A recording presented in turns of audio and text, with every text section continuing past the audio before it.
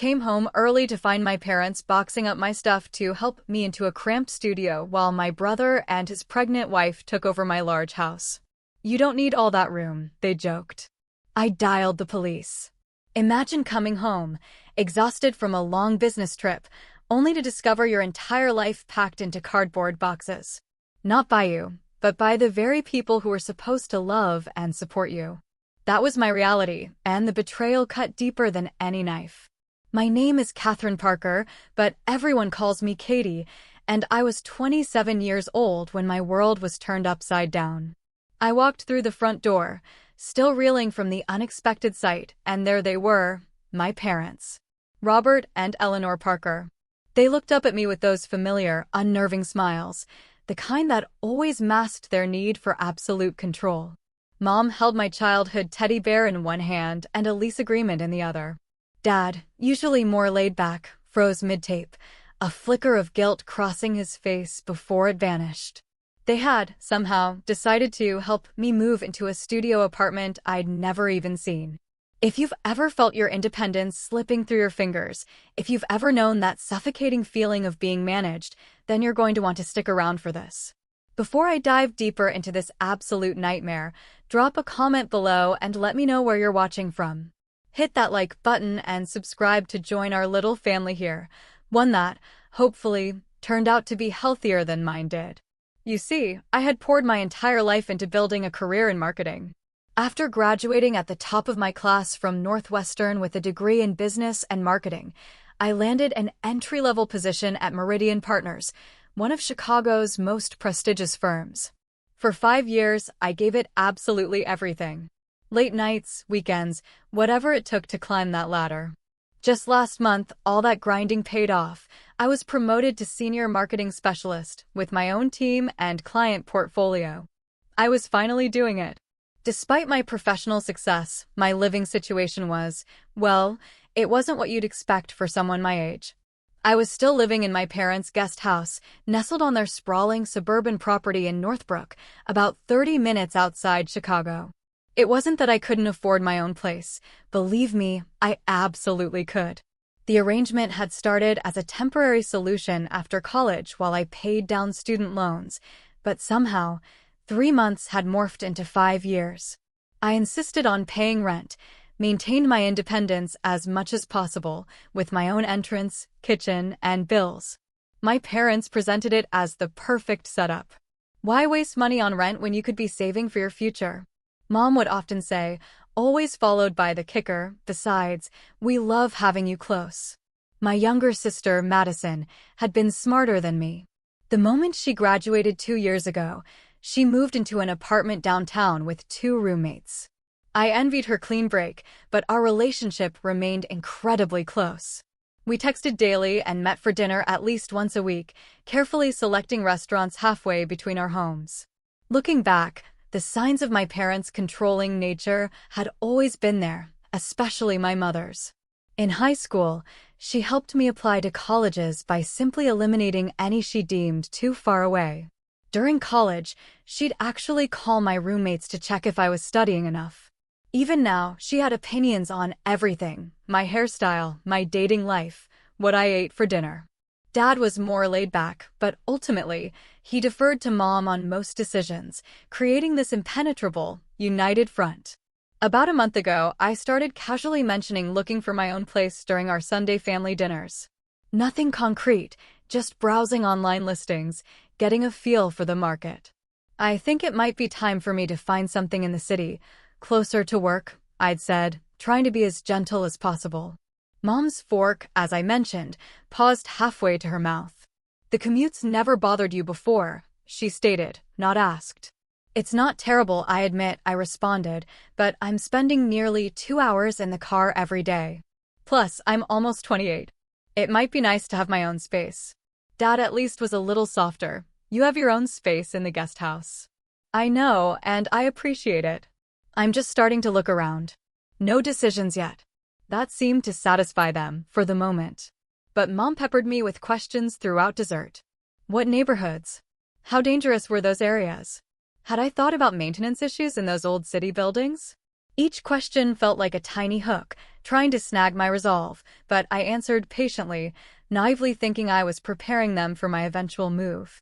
Last week, I flew to Chicago for an important client presentation. Technically, I worked at the firm's suburban office, but our biggest client was headquartered downtown. The presentation was scheduled for Thursday and Friday, but by Wednesday afternoon, we'd finalized everything. The client signed the contract on the spot, a huge win for our team. My boss, thrilled, told me to take Thursday and Friday off as a reward. I decided to surprise my family by coming home early. Maybe we could celebrate with a nice dinner, and I could casually bring up that I'd been looking more seriously at apartments. I even had a showing scheduled for Saturday in a neighborhood I really liked. As I turned my car into our long driveway that Wednesday evening, I noticed an unfamiliar vehicle parked behind my dad's SUV. It took me a moment to recognize it as my Aunt Sylvia's sedan. Mom's older sister lived about 45 minutes away and rarely visited without advance planning for some special occasion. My first real indication that something was horribly wrong came when I spotted several large boxes stacked near the front door of the main house. They were labeled in my mother's neat, precise handwriting, Katie's kitchen, Katie's books. A cold, heavy feeling settled in my stomach as I parked and walked toward the house, my wheeled suitcase bumping along behind me. Through the front window, I could see movement, people going back and forth, carrying things. I heard hushed voices from inside, my mother's rising occasionally to give directions. What I couldn't understand was why they were packing my things and why they were doing it now without telling me. I pushed open the front door. The familiar creak announced my arrival before I could say anything. The activity inside froze. My mother stood in the center of the living room, clipboard in hand, while my father and Aunt Sylvia hovered nearby with half-filled boxes. "Katie!" Mom exclaimed, her surprise quickly morphing into an unconvincing, stretched smile. "You're home early." I stepped inside, taking in the scene. The guest room that had been mine since childhood, whenever I stayed in the main house, was completely dismantled. My bookshelves were empty, dresser drawers pulled out, framed photos packed away. Even more disturbing, there were boxes labeled with items from the guest house, my actual living space. "What's going on?" I asked, my voice barely above a whisper. Mom beamed at me as if this was the most natural, wonderful thing in the world. "Surprise! We found you the perfect apartment. Isn't that wonderful?" Dad at least had the decency to look uncomfortable, shifting his weight from one foot to the other. Aunt Sylvia became intensely interested in folding a sweater that had already been perfectly folded. "You what?" I managed, still frozen in the doorway, my mind reeling. Mom bustled over to the coffee table and picked up a stack of papers, thrusting them toward me triumphantly. "It's a darling studio in Oakbrook, just 5 minutes from Sylvia's place. We've already put down the deposit, and they're holding it for you to move in this weekend." I took the papers mechanically, staring at a lease agreement with my name typed in the tenant's space. A lease I had never seen before, let alone signed. Attached was a photo of a tiny studio apartment, maybe 500 square feet, with a kitchenette in one corner and barely enough room for a bed. "This weekend," I repeated, my brain struggling to catch up. "But I didn't ask you to find me an apartment." "Well, you mentioned wanting your own place," Dad said, finally speaking up. "Your mother thought it would be nice to help you get started." "Help me?" I looked around at the boxes, the dismantled room, the sheer invasion of my space and privacy. By packing up all my things without asking me? By signing a lease for an apartment I've never even seen? Mom waved away my concerns dismissively. "Oh, Katie, don't be dramatic. We know you've been busy with work. This way, everything's taken care of. The studio is perfect for a single young woman, and you'll be close to family. Sylvia can check in on you." The implications of that statement weren't lost on me. At 27 years old, with a successful career and living independently for years, my mother still thought I needed someone to check in on me. "I don't want to live in Oakbrook," I said, my voice growing firmer. "If I move, I want to be closer to downtown, near work." "Downtown?" Mom scoffed. "Those apartments are ridiculously overpriced, and the neighborhoods aren't safe. This studio is in a lovely, quiet area." That's not your decision to make, I said, feeling anger rising, finally replacing my shock. I can choose where I want to live. Katie, Mom said in that condescending tone I knew all too well, we're just trying to help. You've been talking about moving out, but you haven't actually done anything about it. I've been looking at places. I shot back. I have a showing scheduled for Saturday. Well, now you don't need it, she replied brightly. Everything's arranged. The movers are coming Saturday morning. Sylvia and I have already measured for curtains. I walked further into the room, noticing with growing horror the extent of their invasion. On the dining table sat stacks of my personal items, photo albums, journals, even a box of letters from my college boyfriend that I'd kept in my bedside drawer. How did you get all this stuff from the guest house? I demanded, my voice rising. That's my private space. Dad at least had the grace to look embarrassed. Your mother thought it would be more efficient to start packing while you were away. You went through my things? All of my things. The violation felt physical, like a punch to the stomach. How did you even get in? We have keys, Catherine, Mom said, her tone suggesting I was being utterly unreasonable. It's our property, after all. I pay rent. I shot back. I have tenant rights. You can't just enter whenever you want. Don't be ridiculous, Mom dismissed. We're family, not some landlord-tenant arrangement. I spotted my diary from last year among the items they packed, a journal where I'd written my most private thoughts, including frustrations about my parents' controlling behavior.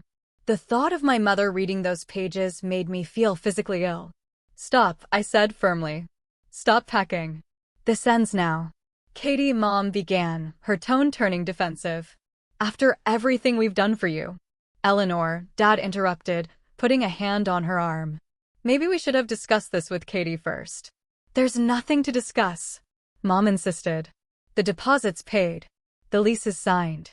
This is happening. Aunt Sylvia, who had been silent until now, quietly set down the sweater she'd been pretending to fold. I think I should give you all some space to talk, she murmured, but continued packing even as she said it. I moved to the table and picked up my journal, clutching it protectively. Did you read this, Mom? I asked, my voice shaking. Her slight hesitation told me everything I needed to know. How could you? I whispered, my voice breaking. I needed to understand what you've been thinking, she justified. You've been so secretive lately. Always on your computer, barely talking during Sunday dinners. The horrifying realization hit me like a wave. My computer. Did you go through that, too? Another telling hesitation. You did, didn't you? That's how you knew I was looking at apartments. You invaded my privacy completely. I saw those awful downtown listings you were looking at, Mom admitted without a hint of remorse. Ridiculously overpriced and in such questionable areas. I knew we had to step in before you made a terrible mistake. The depth of the violation was still sinking in. My parents hadn't just packed my things, they'd systematically invaded every private aspect of my life to maintain control over my decisions. How did you even know I'd be away until Friday? I asked suddenly. I never told you my exact schedule. Dad looked away, but Mom lifted her chin defiantly. I called your office as your emergency contact.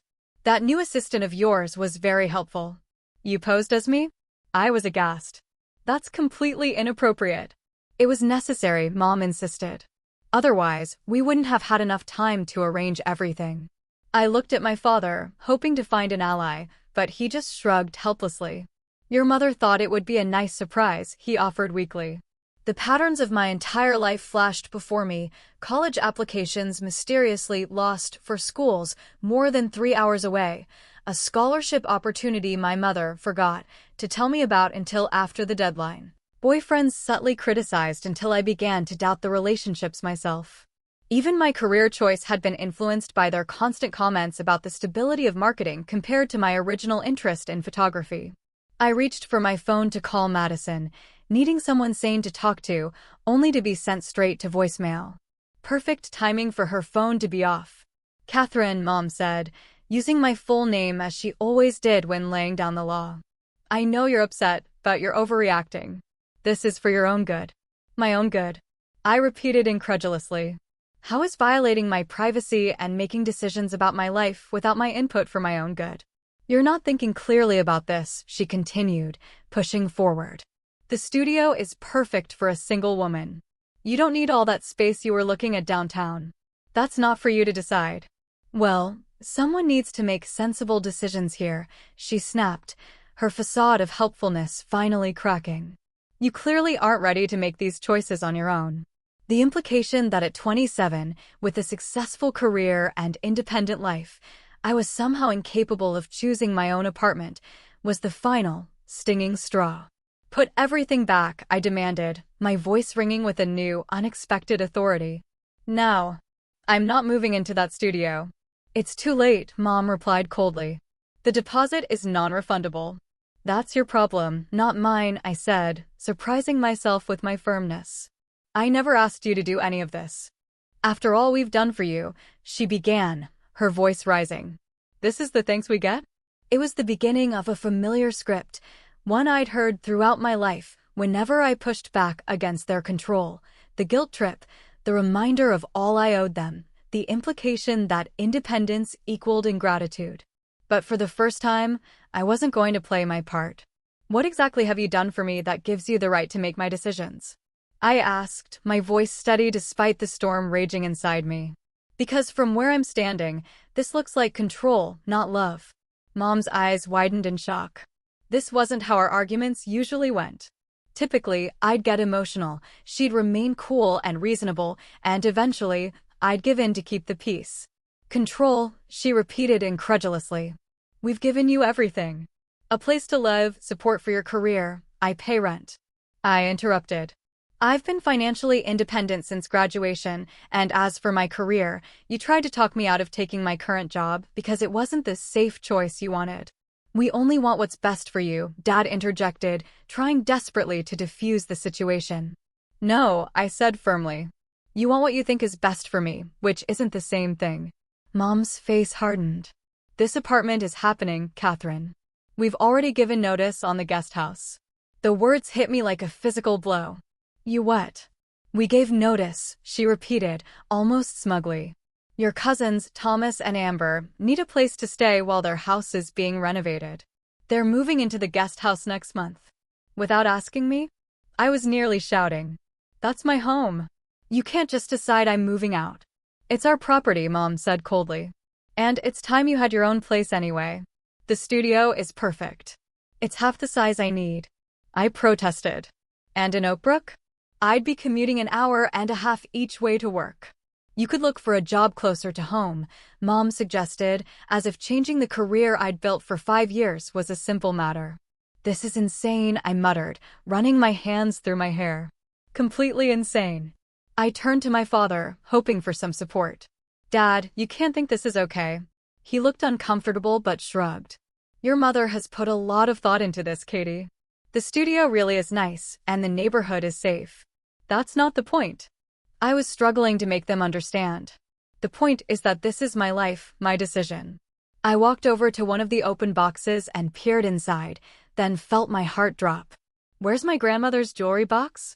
It had been a special gift from my dad's mother before she passed away. Mom and Dad exchanged glances. Mom? I prompted, a new, terrible fear taking hold. Where is it?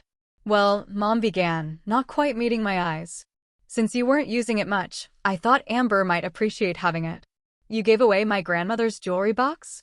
I was incredulous. Without asking me? You have so many things you never use, Mom justified. We thought it made sense to pass some items on to family who could use them. What else? I demanded, looking around frantically. What else did you give away? Neither of them answered immediately, which told me everything. The antique desk from the guest house? I asked, remembering the piece I'd refinished myself in college. Dad looked away. My photography equipment from college? Mom stiffened. You haven't used that in years. Thomas's daughter is interested in photography, so you just gave it away, I finished, my voice breaking. Do I own anything in your eyes, or is everything just yours to distribute as you see fit? Don't be dramatic, Mom snapped. They're just things. They're my things. I shouted, no longer caring about keeping my composure. Things that matter to me, that have meaning and memories attached. Aunt Sylvia finally spoke up.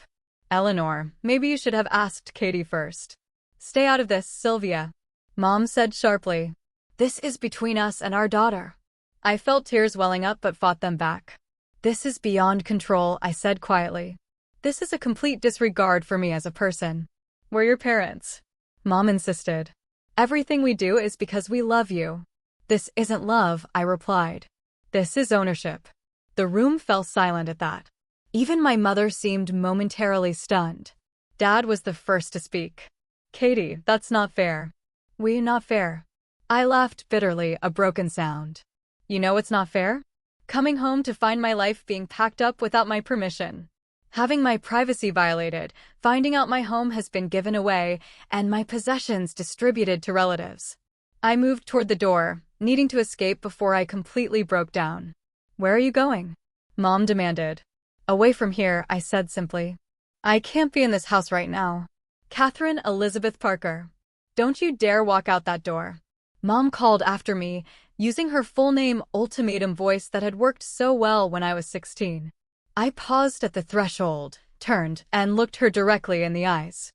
I'm 27 years old, Mom. You don't get to tell me what to do anymore. With that, I walked out, ignoring her frantic calls behind me. I got into my car, hands shaking so badly I could barely grip the steering wheel. Tears blurred my vision as I backed out of the driveway with no clear destination in mind. I ended up at Jefferson Park, a small green space about 15 minutes from my parents' house, where I used to come as a teenager when I needed space to think.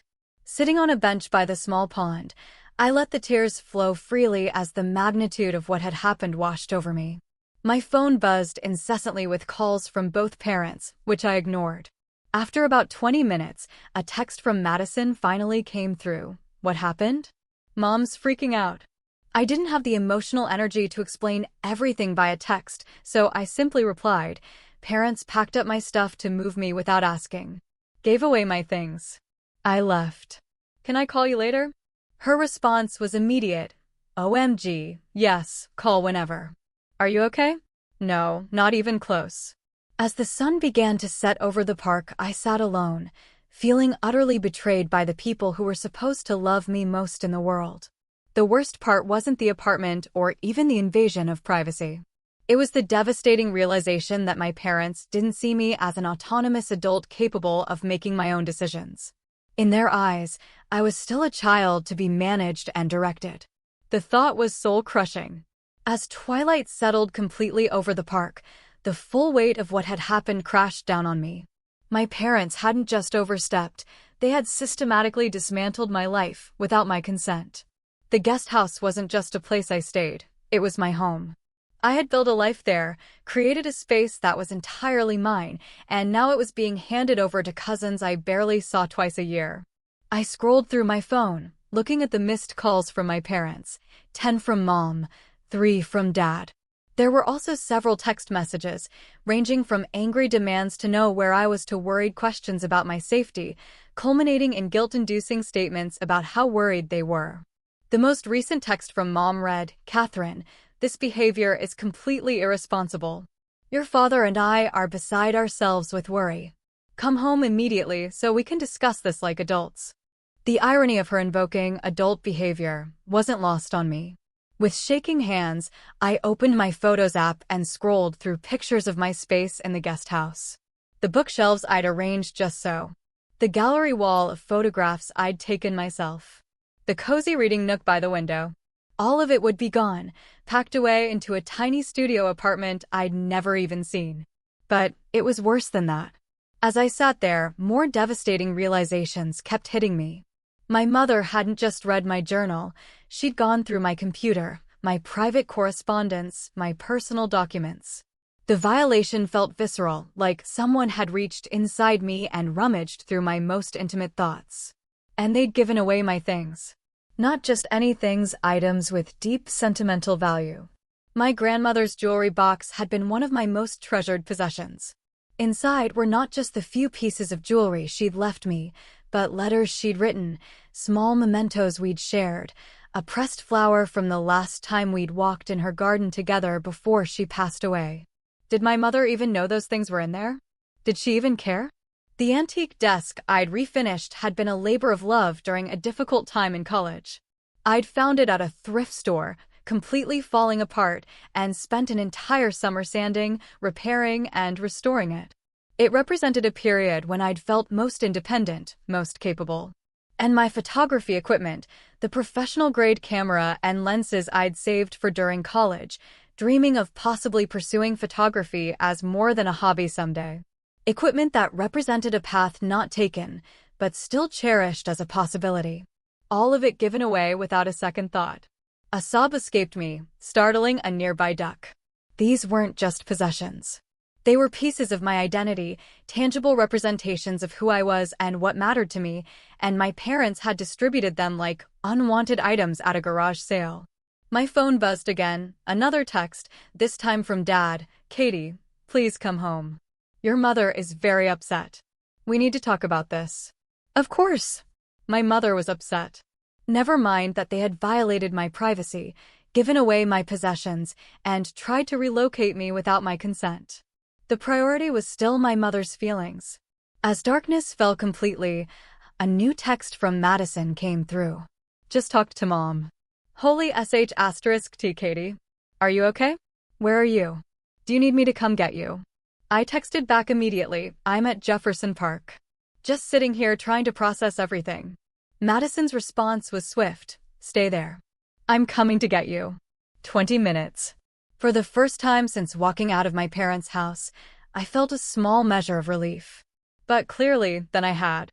While waiting for my sister, I tried to think rationally about my options.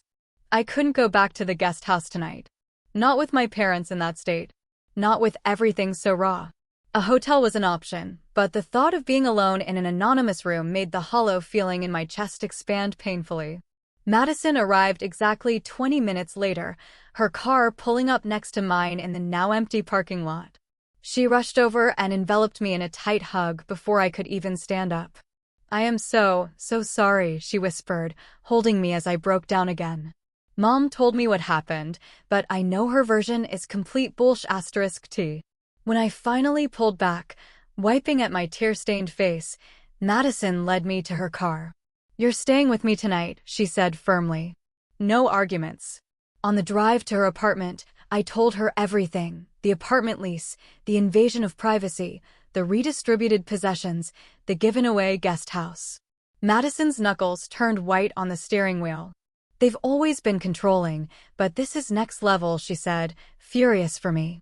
"Did you know they've been planning this for months?" I turned to her, shocked. "Months? How do you know that?" She winced.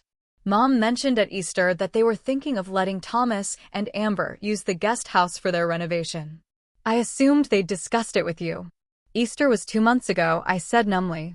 "They've been planning to kick me out for 2 months without saying a word." "I'm so sorry, Katie," she said, her voice full of regret. "I should have asked if you knew."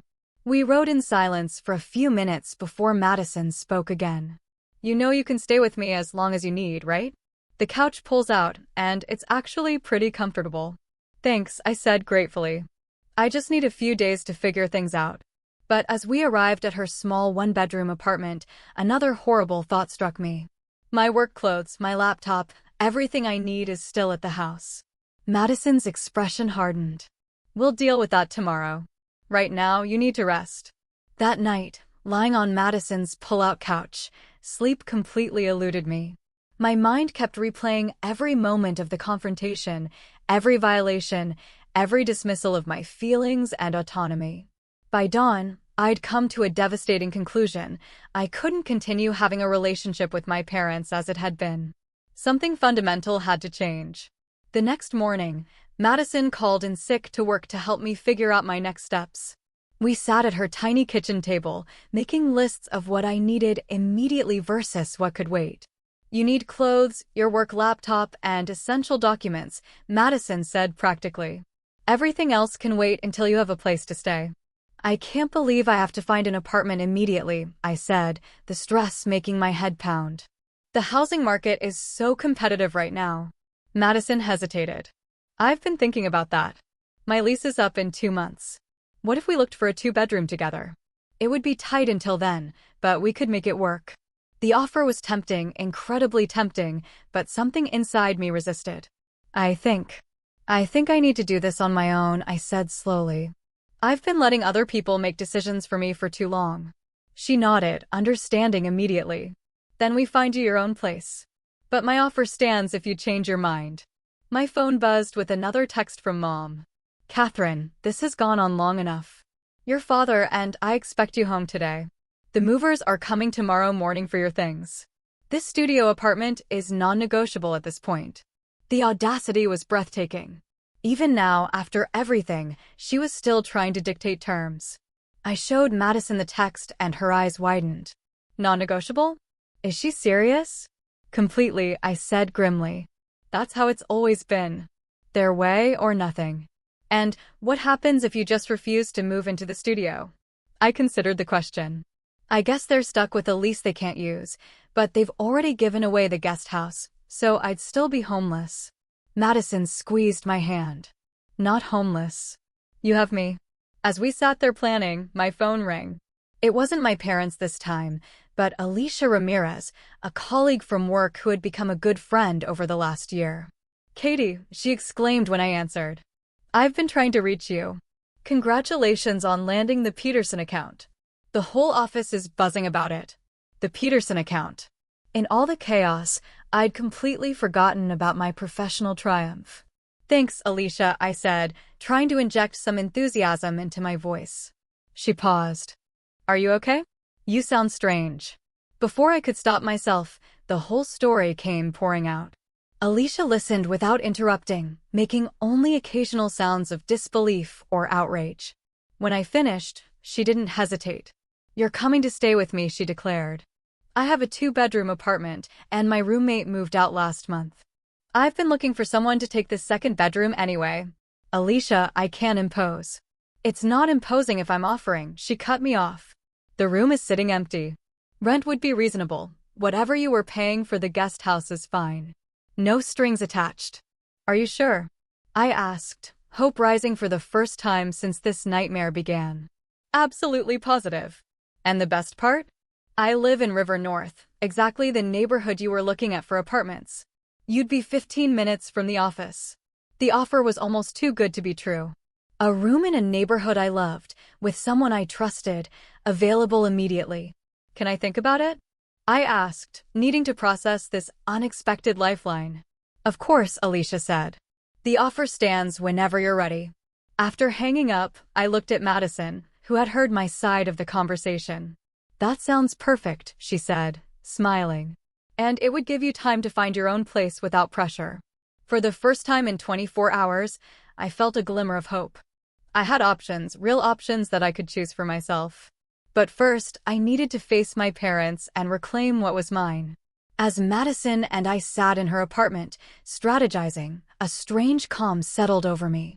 This crisis, as painful as it was, had brought something into crystal clear focus. The pattern of control had been present my entire life, and I had been enabling it. I remembered a conversation with my work mentor, Janet, several months earlier. We'd been discussing a difficult client, and I'd mentioned my tendency to give in to unreasonable demands to keep the peace. Setting boundaries isn't just about what you say no to, Janet had told me. It's about defining who you are and what you'll accept in your life. The hardest boundaries to set are with the people who don't believe you have the right to have any. At the time, I thought she was just talking about client relationships. Now, I realized how profoundly her words applied to my family situation. This is my breaking point, I said aloud to Madison. I can't keep living like this. Madison nodded, understanding immediately. What do you want to do? I'm going to take Alicia up on her offer, I decided. It's the perfect solution for now. But first, I need to get my essential belongings from the house. I'll come with you, Madison said firmly. You shouldn't face them alone. I shook my head. I need to do this myself. But would you mind being my backup? Maybe waiting in the car. Absolutely, she agreed. And I'm calling Alicia to join us. The more support you have, the better. Alicia readily agreed to meet us at my parents' house. Safety in numbers, she said. Plus, I have an SUV with plenty of space for your things. Before leaving, I took some time to prepare myself mentally. This confrontation would be different from any I'd had with my parents before. I wouldn't be emotional, defensive, or seeking their approval. I would be clear, firm, and focused on my own needs. I also took practical steps to protect myself. I called my bank to ensure my parents weren't listed on any of my accounts and couldn't access my finances. I emailed my boss explaining I needed emergency personal leave for Friday, promising to be back Monday with a completed Peterson presentation. I even made an appointment with a therapist Alicia had recommended, recognizing I would need professional help to process this family trauma. By mid-afternoon, we were ready. Madison drove us to the familiar suburban street where I'd grown up, parking across from the house. Alicia arrived minutes later, giving me a fierce hug before we approached the front door together. I took a deep breath and rang the doorbell, a symbolic act, as I still had my key, but I wanted to establish from the start that this was no longer my home. Mom opened the door, her expression morphing from hope to weariness when she saw Madison and Alicia flanking me. "Catherine," she said stiffly. "Finally decided to come home, I see. And you've brought friends." "Support," I corrected. "May we come in? I need to collect some of my belongings." She stepped aside reluctantly. Dad appeared from the kitchen, looking both relieved and apprehensive. "Katie," he said, moving toward me for a hug that I suddenly, gently stepped away from. "We've been so worried." "I let you know I was safe," I said evenly. "I stayed with Madison last night." The living room still contained stacks of boxes with my possessions, though fewer than yesterday. I noticed several were now missing. "Where are the rest of my things?" I asked. Mom lifted her chin. "We continued packing while you were having your episode." The casual dismissal of my legitimate distress as an episode might have derailed me in the past, but today I refuse to be sidetracked. "I'm not moving into the studio," I said clearly. "I found my own place." "Don't be ridiculous." Mom scoffed. "The lease is signed. The deposit is paid. It's a done deal." "Not by me," I pointed out. "I never signed anything. Never agreed to this arrangement. Whatever financial commitments you've made are yours to deal with." Dad stepped forward, ever the mediator. "Katie, be reasonable. Your mother has gone to a lot of trouble." "That's exactly the problem," I interrupted, surprising him. "This was never her decision to make." "None of this was." Taking a deep breath, I delivered the speech I had been rehearsing all morning. "For my entire life, you've made decisions for me without my input or consent. You've justified it as love, as protection, as knowing what's best for me. But real love means respecting someone's autonomy and their right to make their own choices, even choices you might not agree with." Mom opened her mouth to interrupt, but I held up my hand. "I'm not finished. Yesterday, you crossed a line. You invaded my privacy, gave away my possessions, and tried to relocate me without my consent. That's not love or help. It's control, and I won't accept it anymore." The room fell silent. Madison stood by the door, her face a mixture of pride and concern. Alicia remained near me, a steady, supportive presence. "I've accepted a room in Alicia's apartment in River North," I continued. "It's my decision, and it's not up for debate. I'll be moving in today." "River North?" Mom sputtered. "That neighborhood is my choice," I finished firmly. "Just like my career is my choice. My possessions are mine to keep or give away, and my privacy is mine to protect." Dad looked at me with new eyes, as if seeing me clearly for the first time. "Katie, I had no idea you felt this way." "I've tried to tell you many times," I said, softening slightly. "But you always deferred to Mom, and she always dismissed my feelings as overreactions or immaturity."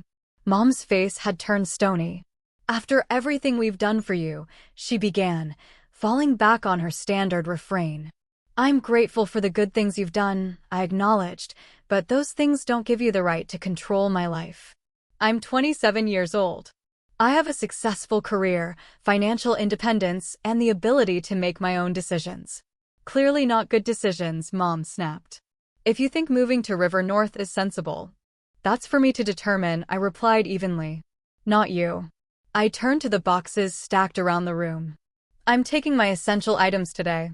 Clothes, work materials, important documents, and sentimental possessions.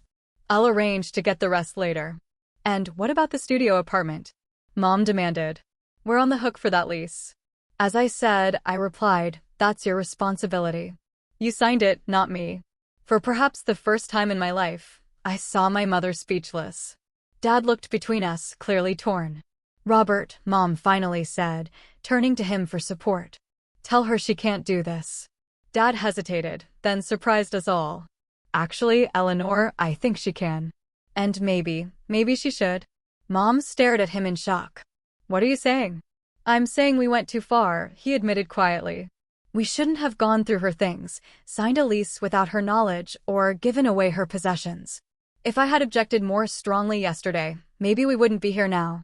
It was the closest my father had ever come to standing up to my mother, and the timing couldn't have been more crucial for me. Mom's face flushed with anger. "This is absurd. We were helping her." "No, Mom," I said gently. "You were controlling me. There's a difference." With Madison and Alicia's help, I began methodically sorting through the boxes, taking only what truly mattered to me. Clothes for work, my laptop and work files, important documents like my birth certificate and passport, and the sentimental items that hadn't yet been given away. Mom alternated between angry outbursts, tearful guilt trips, and attempts to bargain. "At least look at the studio before deciding," she pleaded. "It really is lovely." "That's not the point," I explained for what felt like the 100th time. "The point is that you made this decision without me." Dad hovered uncomfortably, occasionally helping us carry boxes to Alicia's SUV. At one point, he pulled me aside. "Katie, I want you to know I'm sorry. A real one. Not just the quick one I gave last week." I stopped sorting and gave him my full attention. "I've always known your mother can be overwhelming," he continued. "But I told myself it was just her way of showing love. I never stepped in when I should have. Never stood up for you when her control became unhealthy." "Why not?" I asked, not accusingly, but genuinely wanting to understand. He sighed heavily. "Part of it was the path of least resistance. Your mother is a force of nature when she's set on something. But if I'm honest, I also failed to see how much it was hurting you. I thought you were like me, able to let her controlling tendencies roll off your back." "It never rolled off my back, Dad," I said gently. "I just got better at hiding how much it hurt." He nodded, looking genuinely pained. "I see that now. And I'm trying to do better. I've suggested we both see a counselor to work on healthier relationships with you and Madison." This was so unexpected that I momentarily couldn't speak. "Mom agreed to counseling?" I finally managed. "Not yet," he admitted. "But I'm not giving up. Seeing you walk out last week, it was a wake-up call. I don't want to lose my daughter because we couldn't respect her as an adult." Impulsively, I hugged him, the first real contact we'd had since this whole ordeal began. "Thank you, Dad. That means a lot." By early afternoon, we had retrieved everything that mattered to me, including making a trip to the studio apartment to collect the few boxes that had been delivered there. I was surprised by how small and cramped the studio actually was, confirming my instinct that it would have been completely wrong for me. As we finished loading the last items into Paul's truck, Dad handed me a small wooden box I didn't recognize. "What's this?" I asked, opening it to find my grandmother's jewelry box inside along with all its contents. "I tracked it down from Amber," he explained. "Told her there had been a misunderstanding. The desk and photography equipment are being returned, too. I can have them delivered to your new place when they arrive." Tears sprang to my eyes. "Thank you," I whispered, clutching the box to my chest. As we prepared to leave, Dad asked hesitantly, "Would it be okay if I called you sometime? Just to check in?" "I'd like that," I said sincerely. "Maybe we could have lunch next week. Just us." His face brightened. "I'd like that very much." We had just finished loading the vehicles when another car pulled into the driveway. My mother emerged, her expression darkening as she took in the scene, the loaded vehicles, my friends, and me, clearly in the process of removing my remaining possessions. "What's going on here?" she demanded, approaching rapidly. "Robert, what have you allowed?" Before Dad could respond, I stepped forward, keeping my voice calm and even. "Hello, Mom. I came to collect the rest of my things." Without even calling first, she said indignantly, "This is still our home, Catherine." "I know," I acknowledged, "and I appreciate Dad helping us today." She looked at the loaded vehicles, her expression a mixture of anger and something that might have been fear. "So, this is really happening. You're really leaving?" I already left last week, I reminded her gently. Today, I'm just collecting my belongings. She turned to Dad accusingly. And you helped her behind my back. Dad straightened his shoulders in a way I'd rarely seen. It's her property, Eleanor. She has every right to it. Mom's eyes widened at this uncharacteristic defiance. She turned back to me, her voice taking on the wounded tone I knew so well. After everything we've done for you, this is how you repay us? Sneaking in while I'm out, turning your father against me. In the past, this approach would have worked. I would have felt guilty, defensive, eager to smooth things over. But therapy, even just one session, had helped me see this dynamic more clearly. Mom, this isn't about repayment or taking sides, I said calmly. It's about me making my own decisions as an adult. I love you, but I need you to respect my boundaries.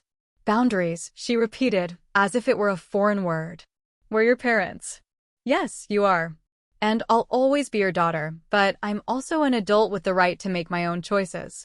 She looked at me as if seeing a stranger. Perhaps in a way she was. The daughter she'd always been able to control was gone, replaced by someone who could stand firmly in her own power.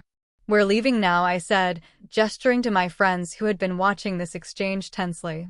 Dad has my new address if you'd like to send mail. And when you're ready to talk, really talk, without trying to control the outcome, I'd be happy to hear from you. With that, I walked to Madison's car and got in, watching through the window as Dad put his arm around Mom's rigid shoulders. As we drove away, I felt no triumph or vindication, only a complex mix of sadness and hope. The relationship wasn't over, but it was fundamentally changed. And that change, painful as it was, had been necessary for my own well-being. You okay? Madison asked as we merged onto the highway. I considered the question carefully. Not completely, I said honestly. But I will be. 1 month after moving into Alicia's apartment, I stood in my new room, marveling at the transformation. The space had become truly mine in a way my room in the guest house never had been. I'd painted one wall a bold teal color that Mom would have absolutely hated, hung art that spoke to me rather than matching some pre-approved decor, and arranged my books by genre instead of size and color as Mom had always insisted. It looks amazing in here, Alicia commented, leaning against the door frame. I barely recognize it as the same room.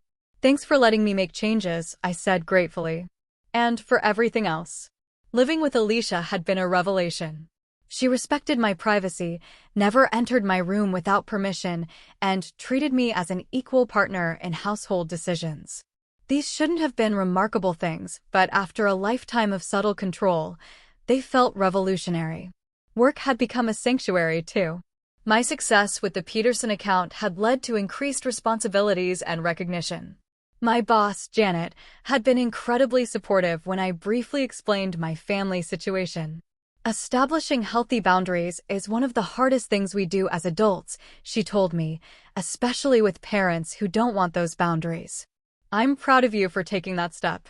Perhaps the most transformative part of this month had been my weekly therapy sessions with Dr. Rivera. She helped me understand that my parents' controlling behavior wasn't really about me at all. It was about their own insecurities and inability to adapt to their children growing up. Your mother's identity has been wrapped up in being needed, Dr. Rivera explained. When you demonstrate independence, she experiences it as rejection. That doesn't make her behavior okay, but understanding it might help you respond more effectively. Dad and I had established a new routine of weekly lunch dates, just the two of us. At first, they'd been awkward, with Dad unsure how to relate to me outside the family dynamic. But gradually, we were building a relationship based on mutual respect rather than parental authority. Mom was struggling more with the new reality. She'd called several times, each conversation a mixture of guilt trips, passive-aggressive comments, and occasional genuine questions about my life. I maintained firm boundaries, ending calls when she became manipulative and expressing appreciation when she made efforts to respect my autonomy. Madison had become my strongest ally, visiting my new place often and helping me navigate the evolving family dynamics. Mom actually asked me yesterday what kind of apartment you have, she reported during one visit, not to criticize, but because she wants to send you a housewarming gift. Really? I was skeptical but hopeful. Really? I think seeing Dad stand up to her was a shock to her system. She's realizing she might lose both of us if she doesn't adjust. By the 3-month mark, I had found my own apartment, a one-bedroom in the same neighborhood as Alicia's place. It was smaller than the guest house, but entirely mine. The day I signed the lease was one of the proudest moments of my life. Are you sure you don't want me to help with the deposit? Dad had offered when I told him about the apartment. I appreciate the offer, I'd said sincerely, but I need to do this on my own. He nodded, understanding in a way he might not have before. I'm proud of you, Katie. Really proud. Moving day arrived in early autumn. Alicia, Madison, Paul, and several other friends formed a volunteer moving crew, turning what could have been a stressful day into something joyful. As we carried the last box into my new place, my phone rang. Mom calling. Should I get that? Madison asked, seeing me hesitate. I took a deep breath. No, I've got it. Hello, Mom. I answered, stepping onto my small balcony for privacy. Catherine, she began formally, then softened. Katie, your father tells me today is moving day. That's right, I confirmed. We just finished bringing in the last of my things. A pause. Is it a nice place? The question seemed genuinely interested rather than judgmental. Yes, it is. 1 bedroom, good light, walking distance to work. Another pause. I'd like to see it sometime if that would be all right with you. The request, phrased as a request, not a demand, represented significant progress. I'd like that, I said cautiously. Maybe in a couple of weeks once I'm settled. That would be fine, she agreed, sounding almost relieved. I have something for you. A housewarming gift. Nothing big, just something I thought you might like. Thank you, Mom. That's thoughtful. We spoke for a few more minutes. The conversation less strained than any we'd had since the blow-up. As I hung up, I felt a glimmer of hope that perhaps with time and continued boundaries, we might build a healthier relationship. 6 months after the day I'd walked in on my parents packing my belongings, my life had transformed completely. My new apartment felt like home in a way no place ever had before. My career continued to flourish. I'd received another promotion and was now managing my own small team. I'd even started dating again on my own terms, seeing a kind architect named Ethan, whom I'd met through a work event. The holidays approached, bringing their own challenges and opportunities for growth. For the first time, I decided to host Thanksgiving in my apartment instead of automatically going to my parents' house. Are you sure? Madison asked when I proposed the idea. Your place is great, but it's not exactly designed for big family dinners. It'll be cozy, I insisted, and important for everyone to see this as my home, not just a temporary stopping place until I come to my senses and move back to the suburbs. To my surprise, Mom didn't resist the idea. We'll bring the pumpkin pies, she offered. Your father's making his special cranberry sauce, too. When Thanksgiving arrived, I felt a strange mix of nerves and excitement as I prepared my apartment. I'd bought a small dining table that just barely fit in my living area, supplemented with folding chairs borrowed from friends. The kitchen was tiny, but I'd carefully planned a menu I could manage in a limited space. When my parents arrived, Mom hovered at the threshold for a moment, taking in the space with curious eyes. It's lovely, Katie, she said finally, and I could tell she meant it. You've made it very much your own. The meal wasn't perfect. The turkey was slightly overdone, and we had to use the coffee table as a sideboard for extra dishes, but it was authentic in a way family gatherings had never been before. Dad told jokes, Madison brought her new boyfriend, and Mom actually asked questions about my life instead of offering unsolicited advice. As we finished dessert, Mom cleared her throat nervously. I have something to say, she announced, looking directly at me. I've been seeing a therapist at your father's suggestion. It's been enlightening. The table fell silent. This was truly unexpected. I'm beginning to understand that my need to control came from fear, she continued, her voice shaky. Fear of you girls making mistakes. Fear of not being needed anymore. Fear of losing my purpose as a mother. She took a shaky breath. It doesn't excuse how I behaved, but I'm working on it. And I want to thank you, Katie, for having the courage to set boundaries that I should have respected all along. Tears sprang to my eyes as I reached across the table to squeeze her hand. Thank you for telling me that, Mom. It means a lot. The road to healing wasn't straight or simple. There were still difficult moments, times when Mom slipped into old patterns or when I reacted with ingrained defensiveness, but there was progress, real progress, built on honest communication and mutual respect. As I reflect on the journey of these past 6 months, I'm struck by how a crisis that felt like the end of something important became the beginning of something better. The day I walked in to find my parents packing my belongings wasn't just about an apartment or possessions. It was about who had the right to make decisions about my life. I learned that being controlled isn't the same as being loved. That independence isn't just about where you live, but about having the freedom to make your own choices and sometimes your own mistakes. That family relationships can evolve and heal, even after profound breaches of trust. Most importantly, I discovered a strength in myself I had never known existed, the courage to stand firm in my own truth, even when facing the people whose approval I'd sought my entire life. The journey isn't over. Healing rarely follows a neat timeline, and old patterns can resurface in moments of stress. But I face the future with a new sense of confidence and clarity. My life is my own now, my decisions made on my terms. My home a true reflection of who I am rather than who someone else thinks I should be. Sometimes the most valuable thing we can lose is the need for others' approval. And sometimes the most important boundaries aren't the ones we set with others, but the ones we set for ourselves, deciding what we will and won't accept in our lives, regardless of how much we love the people on the other side of those boundaries. So, I have to ask you, have you ever been pushed to your absolute breaking point by someone you deeply loved? How did you find the courage to finally stand up for yourself, to reclaim your own life?